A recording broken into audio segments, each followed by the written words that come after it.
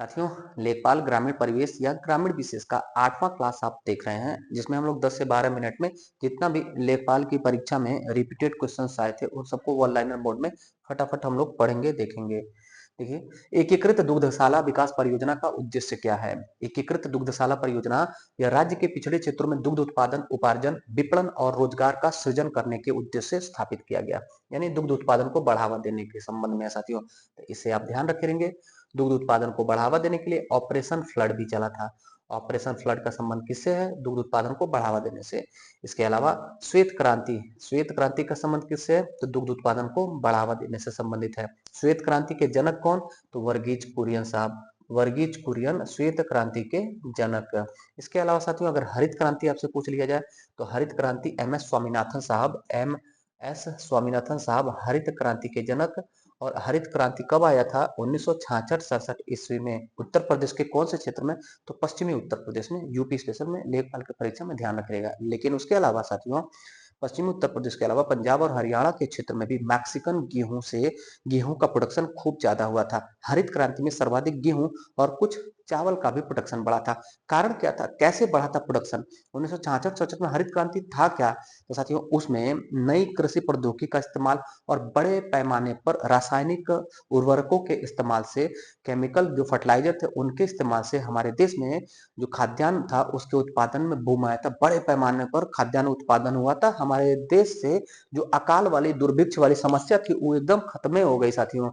अगर अंग्रेजों के जमाने में आप देखेंगे तो 1770 ईस्वी में अकाल पड़ता है, भीषण अकाल पड़ता है। हमारे देश में लाखों लोग मारे जाते हैं खाद्यान्न के अभाव में। एक वक्त का खाना उनको 24 घंटे में नहीं मिल पा रहा था। उसके बाद फिर से साथियों कई बार रिपीट होता है। सबसे भीषण अकाल 1943 में पूछा जाता है। कब, कहाँ आया था? तो बंगाल के क्षेत्र में। बंगाल दुर्भिक्ष इसे बोला जाता है। दुर्भिक्ष या अकाल, दुर्भिक्ष या अकाल, अंग्रेजी में इसे फेमाइन कहते हैं। फेमाइन। 1943 में बंगाल में भीषण अकाल आता है। दुर्भिक्ष क्यों कहा जाता है हिंदी में? दुर्भिक्ष का मतलब हो गया दुह, दुह धन भिक्ष से बना हुआ। भिक्ष मतलब होता है भिक्षा मांगना और दुह मतलब कठिनाई। ऐसा दौर, ऐसा काल, ऐसा समय जिसमें भिक्षा भी न मिले उसे कहेंगे दुर्भिक्ष। 1943 में अंग्रेजों के जमाने में भीषण अकाल हमारे भारत में पड़ा था। ये सब अकाल क्यों पड़ता था? सूखा पड़ जाता था, खाद्यान्न उत्पादन नहीं हो पाता था। अभी क्या है? आप क्या, हमारे देश में कोई भी है व्यक्तित्व या परिवार आपके दृष्टि में जिसको भोजन, गेहूं चावल न मिल पाता हो? हमारे भारत में जो कार्यक्रम है, योजनाएं हैं साथियों, राशन कोटे से राशन मिलता है, पीडीएस प्रणाली से राशन मिलता है। उस तरह से देश के समस्त व्यक्तियों को, देश के अंतिम व्यक्ति को या स्वयं से या सरकार के माध्यम से भोजन की आपूर्ति हो जाती है। तो आप सभी को ये सब चीजें नहीं महसूस होता होगा। 1966-67 में जो हरित क्रांति ला करके एम एस स्वामीनाथन साहब ने कार्य किया। एम एस स्वामीनाथन ने हमारे भारत में हरित क्रांति लाया था। ऐसे विश्व में हरित क्रांति किसने लाया था? नॉर्मन बोरलाग ने उत्तरी अमेरिका के क्षेत्र में लाया था। आगे ध्यान दीजिएगा। महिला डेयरी योजना कब आती है? महिला डेयरी योजना 1996-97 में स्थापित होती है। डेयरी संबंध किससे है? डेयरी का संबंध साथियों, डेयरी का संबंध होता है दुग्ध उत्पादन से। दुग्ध विकास विभाग द्वारा लागू इस योजना का मुख्य उद्देश्य क्या था? इस योजना का मुख्य उद्देश्य ग्रामीण स्तर पर गठित दुग्ध समितियों से संबद्ध महिला दुग्ध उत्पादन सदस्यों को उनकी आय में वृद्धि हेतु दुग्ध विकास की विभिन्न गतिविधियों में प्रशिक्षण दिलाया जाना और इसके अतिरिक्त रोजगार की रुचि। मेन बात साथियों, मेन पॉइंट यह है कि दुग्ध विकास विभाग द्वारा जारी जो महिला डेयरी योजना 1996-97 था, उसका उद्देश्य क्या था? महिलाओं को डेयरी फार्म से जोड़ना और महिलाओं के रोजगार में वृद्धि करना। सिंपल सी बात है। अगला, अंबेडकर डेयरी डेवलपमेंट प्रोजेक्ट का उद्देश्य क्या था? Ambedkar development dairy development project, इसका उद्देश्य था उत्तर प्रदेश के चयनित अंबेडकर गांव में अनुसूचित जाति जनजाति के लाभार्थियों के सामाजिक एवं आर्थिक स्थिति को मजबूत करने की दृष्टि से दुग्ध विकास विभाग द्वारा दुग्ध समितियों का गठन करना। गोकुल पुरस्कार का संबंध किससे है? दुग्ध उत्पादकों से संबंधित है गोकुल पुरस्कार। दुग्ध प्रोडक्शन को जो बढ़ावा देते हैं उनको गोकुल पुरस्कार दिया जाता है। इस योजना का उद्देश्य क्या है? इस योजना का उद्देश्य है सहकारी दुग्ध उत्पादकों को उनके बीच प्रतिस्पर्धा को बढ़ावा देना। जब कंपटीशन होगा कि हम ज्यादा प्रोडक्शन करेंगे, हम ज्यादा प्रोडक्शन करेंगे, हमको पुरस्कार प्राप्त करना, तो इसी सिलसिले में साथियों प्रोडक्शन हमारे देश में दुग्ध का बढ़ जाएगा। प्रादेशिक कोऑपरेटिव डेयरी फेडरेशन का गठन कब किया गया? प्रादेशिक कोऑपरेटिव डेयरी फेडरेशन 1962 में होता है। ध्यान रखिएगा, भारत चाइना युद्ध कब होता है? 1962 में होता है। उसी साल प्रादेशिक कोऑपरेटिव डेयरी फार्म का फेडरेशन का गठन भी होता है। अगला, प्रादेशिक कोऑपरेटिव डेयरी फेडरेशन का कार्य क्या है? प्रमुख कार्य क्या है? इसका प्रमुख कार्य है ग्रामीण स्तर पर सहकारी दूध समितियों का गठन, उनके माध्यम से दुग्ध उपार्जन, संग्रहण, प्रसंस्करण, दुग्ध उत्पादन, निर्माण और वितरण आदि शामिल है। प्रसंस्करण मतलब क्या होता है साथियों? प्रसंस्करण मतलब होता है प्रोसेसिंग, फूड प्रोसेसिंग, खाद्य प्रसंस्करण। दूध डायरेक्ट जो है आपको गाय भैंस से मिल रहा है, अगले दिन आप जो है उसका सेवन कर रहे हैं, वही दुग्ध जब फैक्ट्री प्लांट में जाता है, उसको पैकेज किया जाता है, पैकेजिंग किया जाता है, उसमें केमिकल डाला जाता है, प्रिजर्व किया जाता है, उसे ही कहते हैं खाद्य प्रसंस्करण। तो हर प्रोडक्ट से संबंधित होता है फूड प्रोसेसिंग। राज्य दुग्ध परिषद का मुख्य कार्य क्या है? राज्य दुग्ध परिषद का मुख्य कार्य है कि लाइसेंसिंग, क्षेत्र आरक्षण, दुग्ध मूल्य निर्धारण और उत्पादक विनिमय आदेश को लागू करना, डेयरी से संबंधित। उत्तर प्रदेश सरकार द्वारा नई कृषि नीति कब शुरू की गई? उत्तर प्रदेश सरकार के द्वारा नई कृषि नीति, न्यू एग्रीकल्चर पॉलिसी कब शुरू होती है? 28 फरवरी 2013 में, 28 फरवरी 2013 ईस्वी में। अगला, नई कृषि नीति का उद्देश्य क्या है? तो कृषि क्षेत्र में 5.1% की उच्च वृद्धि प्राप्त करना। नई कृषि नीति 2023-13 में जो आई थी, 2013 में जो आई थी, उसका टारगेट क्या है? 5.4% एग्रीकल्चर सेक्टर में ग्रोथ करना। नई कृषि नीति में कितने क्षेत्रों पर बल दिया गया है? 7 क्षेत्रों पर बल दिया गया साथियों, 7 क्षेत्रों पर नई कृषि नीति में बल दिया गया है, 7 क्षेत्रों पर। कृषि सूचना केंद्रों की स्थापना किस उद्देश्य से की गई है?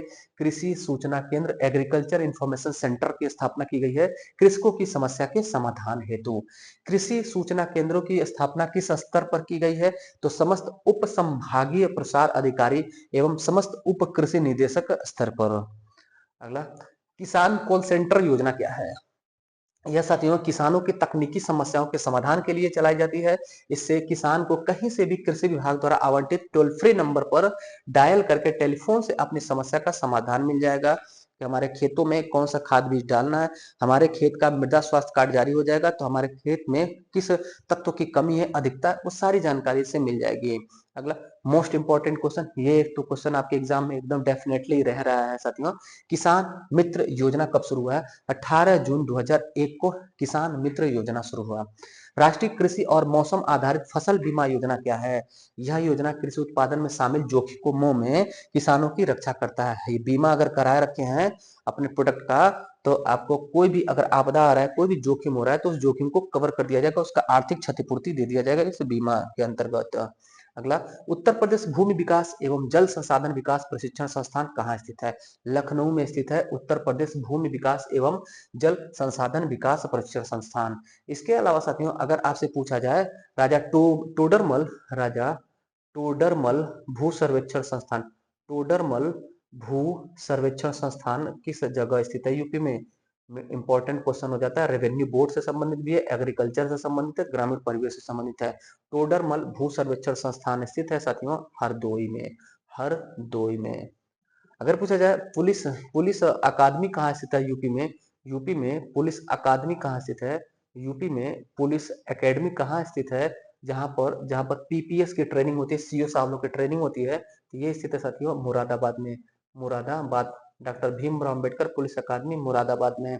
अगर देश में पूछा जाए आईपीएस की ट्रेनिंग जहां होती है हैदराबाद, उसका क्या नाम है?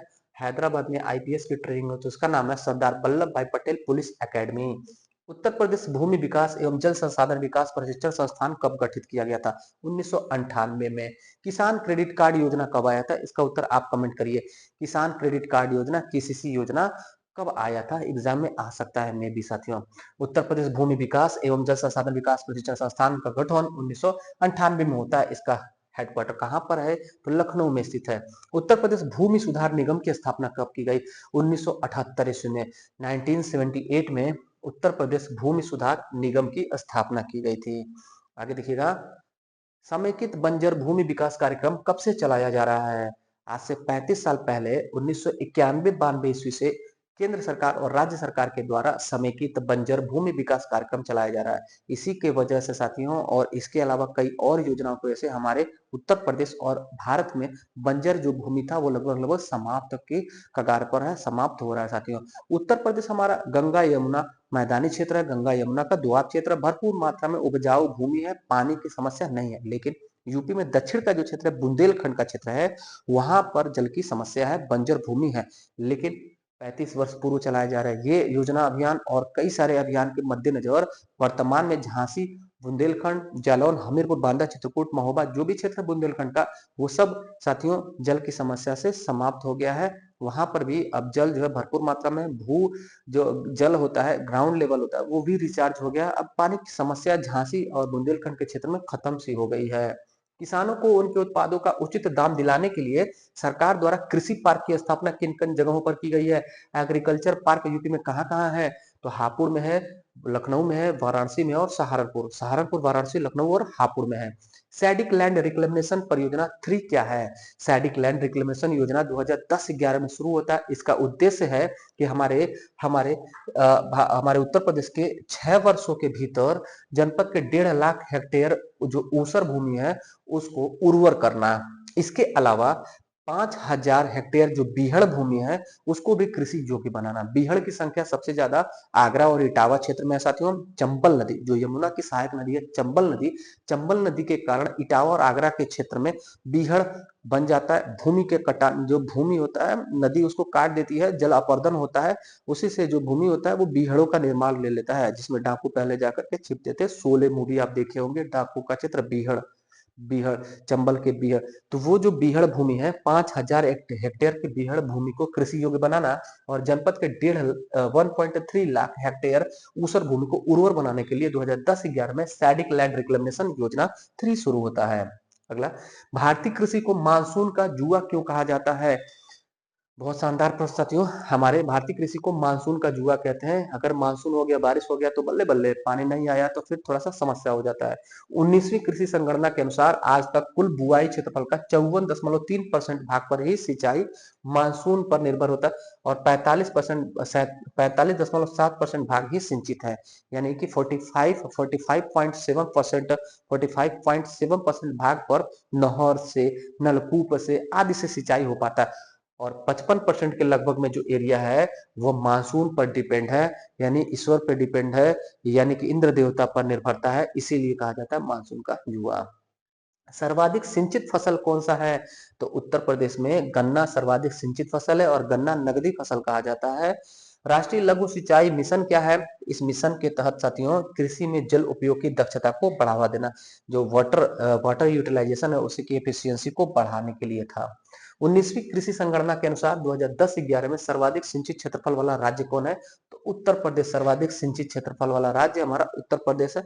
यानी कि जितना यूपी का एरिया है वहां पर किसी न किसी माध्यम से वहां के खेतों में पानी पहुंचे जाता है, चाहे बारिश से पहुंचे, चाहे गंगा, यमुना, चंबल और बाकी नदियों से पहुंचे, चाहे पंपू सेट से पहुंचे, चाहे नहर से पहुंचे, कहीं से पहुंचे, सर्वाधिक सिंचित क्षेत्रफल भारत के किस राज्य में है? उत्तर प्रदेश में है। ये 19वीं आंकड़ा, चाहे करंट में, वर्तमान में भी।